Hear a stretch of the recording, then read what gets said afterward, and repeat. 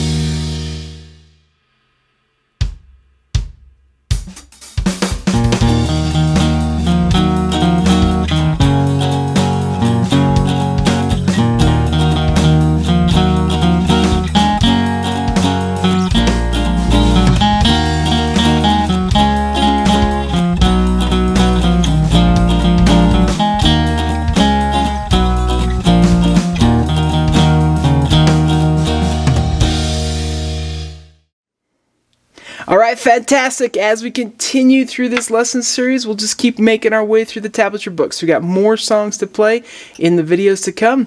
Take care, and I'll see you again. Thanks for watching this video. If you found it helpful, please hit the like button and subscribe to the channel. And be sure to check out more great content. You can find more information about me and my products at KristenBromley.com. Take care.